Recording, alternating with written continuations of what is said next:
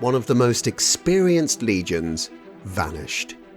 In this video, we're going to talk about one of the most famous armies that ever existed. And nope, it's not the Chicago Bulls of Michael Jordan. We're going to talk about the 9th Legion, one of the most aggressive armies known to history.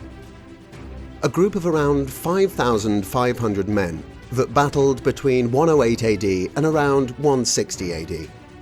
One of the most experienced legions that also vanished from the strength of the Imperial Roman Army. When the new Emperor Claudius took control of Rome in 41 AD, and the 9th Legion, also identified as Legio V1111, was one of the oldest in the Imperial Army. The 9th had first been raised in Spain, Hispania, around 50 BCE, by Pompey, before being inherited by his arch-enemy Julius Caesar, who used them in his campaigns in Gaul. They gained more power when Octavian, great-nephew of Julius Caesar, became the emperor in 27 BCE. At this moment, the 9th was established as one of the most trusted core units of the new Imperial Army. Almost 70 years later, Claudius became emperor and decided on an invasion of Britain. This meant an invasion force of 20,000 men on the island. And during this mission, the 9th was sent to the north of England.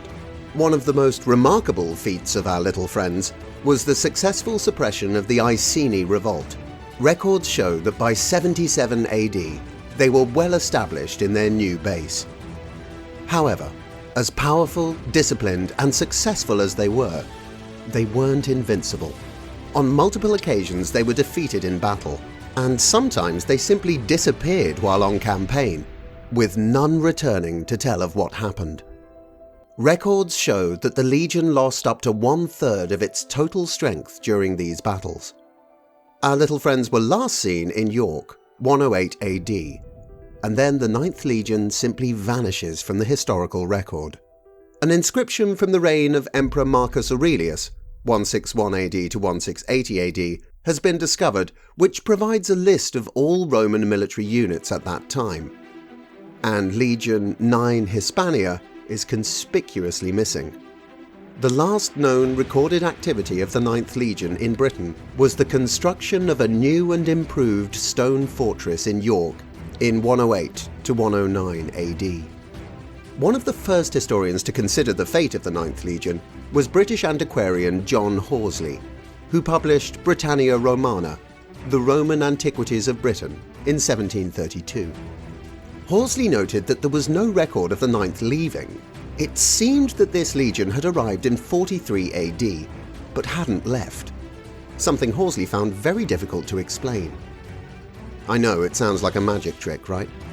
By the late 1990s, some people had started to believe that the 9th Legion might have disappeared during the Jewish revolt in 132 AD, or in a revolt of tribes on the Danube in 162 AD.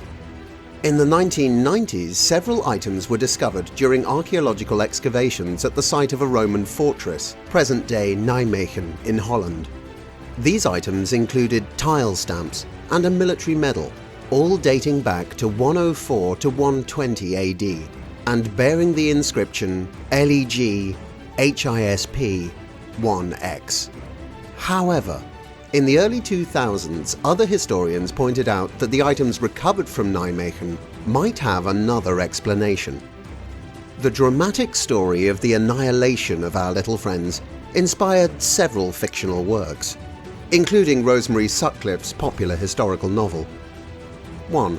The Lost Legion, a novel of the Roman Empire by Warner Munn. 2. The Eagle of the Ninth, published in 1954. 3. The 2007 movie The Last Legion. 4. The Lost Legion, a 2014 film. And 5. The 10th series of Doctor Who in 2017, where an episode entitled The Eater of Light featured the 9th Legion being attacked and wiped out by an alien being. Was the 9th Legion, one of the oldest units in the Imperial Roman Army, really wiped out in a defeat so complete that no one survived to report it? It was last recorded as serving in Britain, but there is no record of what subsequently happened to our little friends. And this beautiful story is one of the unsolved mysteries of humanity. What could have happened to the 9th Legion? How could it simply disappear? The fate of the 9th has been the subject of debate for scholars for almost 300 years.